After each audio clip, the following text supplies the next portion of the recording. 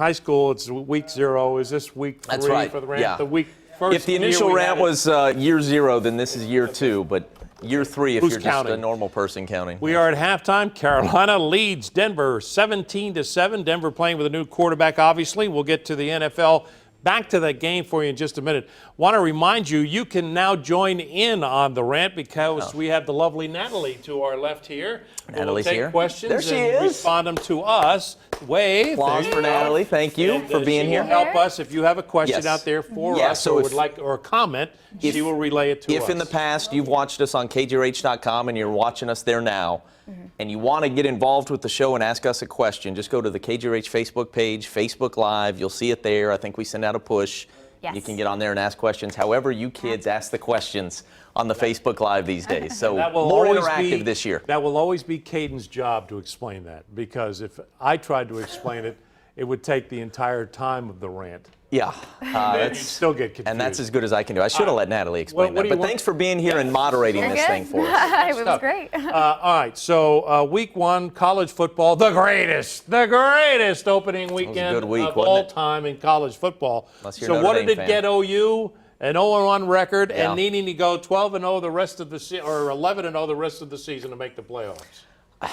I didn't see it coming. I thought they were going to win by 2 scores. I thought they'd win comfortably. Do you want to start OU, or were we going to talk TU Ohio State? We can talk. Yeah, I didn't know if we'll get to TU Ohio State in just a minute. So the first bit of video we're going to run is OU. Didn't see it coming. Thought that they'd be able to run the ball at will. As it turns out, they weren't all that interested in running the ball at all. It was strange in the first half because the offense was affected and moved the ball, but didn't have very many snaps, and therefore I don't think got into a great rhythm. And look, Houston is a very good team. I don't know that they're every bit as good as OU, but it's close. There's Adrian Peterson giving Baker Mayfield the pep talk. Did not work. Houston's better than I thought they were, especially on defense. And they came to take this thing and win this ball game in a way that OU just did not. Not saying OU didn't play hard, just saying Houston was prepared for everything. The special teams touchdown, a perfect example of that. Herman had a great game plan. These kids played like it was the most important game of their lives, and OU played like a team that's got Ohio State in 2 weeks, and they're just kind of easing their way in. So you're saying that it was Houston's talent that won the game. OU didn't lose it because of lack of talent. Or, see, I think OU I'd say contributed both. to this loss. Definitely. Because if I'm an OU fan and I'm hearing and I'm listening and I'm reading that my offensive coordinator admits that he got impatient in a big game like this, I don't want to hear that. The talk all week, all off season. Pirine Mixon, Absolutely. run the football. And you saw what Mixon was capable of. Carries, 12. Not I enough. repeat, wasn't even a baker's dozen. It was 12 They panicked. carries. This is a team that won the Big 12 and made the college football playoff. You're taking on a small school. Not that Houston's actually a small school, but they're outside the Power 5. And you panic when you go down 9? Mayfield panicked. The defense panicked. Here's what you can say in their defense. They opened with a toughie. And first games, look, you don't get a preseason in college football. And so it's not always going to be perfect in week 1 on the road. Houston didn't seem to bother Alabama. Right. Didn't seem to bother. But it does bother some teams. So the point is, this is not the end of the year for OU. This is not necessarily forecasting a terrible season for the Sooners. They can still win the Big 12. I don't love their chances of beating Ohio State because I think those guys are on kind of a different level along with Alabama. When you say they can win the Big 12, you know what that does to a lot of OU fans? It goes in one ear and out the other. Because they're about playing for titles. Well, rings. They've got Ohio State to play in the non-conference yet, too. Well, so this means that for OU to make the playoffs, probably got to run the table. they've got to run the table, which means 11-0 against the Big 12 and against Ohio State. Some pretty tough games there, without a doubt. Texas is a lot tougher than we thought. TCU maybe not as tough, but still, I mean, and Oklahoma State is a fantastic team. You got to go to West Virginia, go to Texas Tech. I don't see them going undefeated. I mean, I picked 11-1 when we did our preseason rant. Right, okay. I mean, I would have to walk back now and say, not so fast, my friend. Probably more like 10-2, maybe 9-3. I, for one, am not going to be one of those that gets on the Texas bandwagon just yet. Okay? Yeah. I know. I agree. Notre Dame. But I think And Notre who called Dame, that, by the way, in our preseason rant? That's right. This guy. Well, you were trying to. That was reverse psychology. No, I thought they were going to win, and I would say that they still look more like an 8-4 team to me. I mean, Texas has certainly improved, and pat them on the back. I mean, hey, thanks for joining us in big-time college football again, fellas. But I don't think they're ready to go win the Big 12 just yet. Someone asked Bob Stoops during the press conference what the Texas win means for the Big 12. Yeah, that was as if he could care less. Yeah, Right, he please. could not Why would care you less, ask no that doubt. question in a scenario such as that one? Well, we were all drunk on the Texas thing, and it just happened the night before. It was such a great game. I can't remember who asked the question. Did the pollsters get drunk because it was the greatest opening day? Jumping them up to number 11? That's just crazy town. How about Houston number 6? Yeah. How about Wisconsin number 10? Houston might have earned that. I mean, Houston looked awfully good. Wisconsin got a bigger jump than Texas. Yeah. All right. Neither one were in the poll in the first place. I couldn't agree more. It seems like an overreaction to me. That said, I'm okay with the polls going haywire early in the year because don't marry yourself to your preseason. Exactly. All right. So on OU's list of concerns, the cornerback play was certainly troubling. As you said, the offensive line doesn't look like that's a really improved group. Because you obviously were on the sideline for the game. I'm watching it on television, and when they didn't get that 3rd and 1, and Stoops came over to the bench and just reamed the offensive line, and in front of the assistant coach, Bower, and that wasn't a good sign. I said, oh my goodness, he's already going bananas over the offensive line play. I hesitate to go here, but they beat, in their 3 biggest victories last year, they beat backup quarterbacks in all 3 of those games. Right. When I came here in 2008 and I looked at that team that would go on to play for the national title against Florida with Sam Bradford, I think I told you, I think it was a spring game, I had just never seen a college football team look like that. You had Gerald McCoy and Frank Alexander up front. Just the secondary players were much more physical and bigger. First-round draft choices on That's that right. team. That's right. And they didn't even look like that last year. Even though they went 11-1 in the regular season, I feel like they overachieved and they caught some breaks. I don't think OU is at that level. They're not, Cayden. Yeah. So even though they started the year number 3, don't be fooled. I mean, they got a great quarterback and some great pieces, but they're not Alabama, Ohio State right now. A lot of times we hesitate to say they're good college players. Just because they're not NFL players doesn't mean they're not good college players. But you can also say the 3 best players on OU's defense this year have been cut by the NFL. That's teams. right. Absolutely. Stryker, Sanchez, and I'm forgetting the other. I don't know if that would have been remember Bond off the or top who of you're my head. thinking of, but yeah. But now Alexander did make the Browns. Booker T kid, another Booker T kid to the NFL. But yeah, some of their most productive guys from last year that they lost have been cut. So they're not sending top flight defensive talent.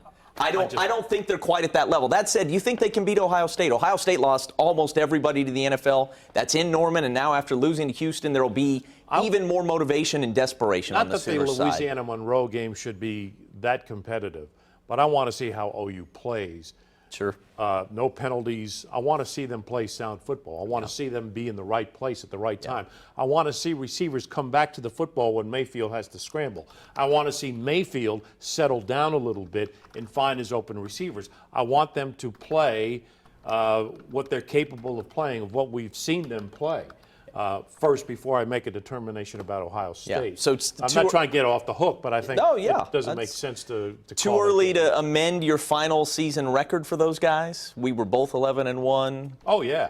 And now you're saying, are they closer to 9-3 or 10-2? I think they're closer to 9-3. Yeah, you might be right. But you might be right. Never know. Hey, speaking of Ohio State, let's talk about what's coming up here in Columbus this week. I'm fired up. I got to tell you, on the radio show today, we had John Cooper. Yes. Former TU coach. Absolutely. And also Bill former Young coach for him Ohio State coach.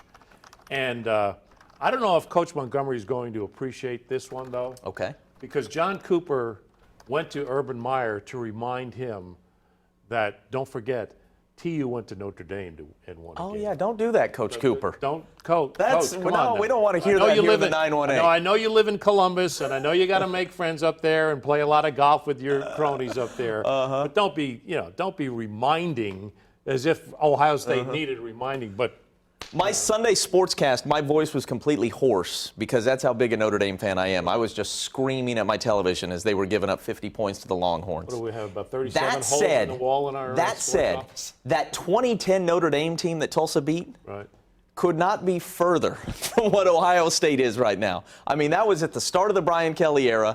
They had some decent players, but I mean, going to Notre Dame and winning is very, very different from the challenge the Golden Hurricane has this Saturday in Columbus. I mean, that is a team full of NFL players. Here's what I like, though. Are you ready for this? I'm going to run that. I think TU's going to cover. The spread is what, 29.5, something like that? I think they're going to cover, and I got a lot of reasons for it. Number one, Ohio State's got OU the next week. So this is trap game stuff for the Ohio State. All right.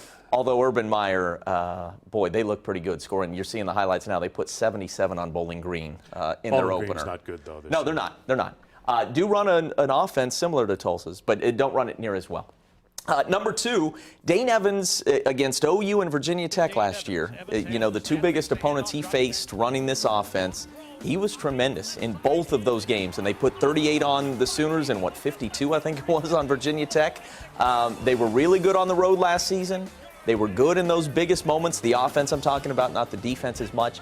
But most importantly, I was so encouraged by what you're seeing here, these highlights.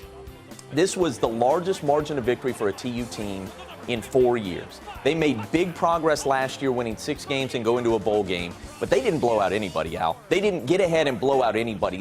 Everything was nip and tuck. To beat San Jose State, a team that won a bowl game last December, 45-10, offense played great. Defense played great. Special teams were really good.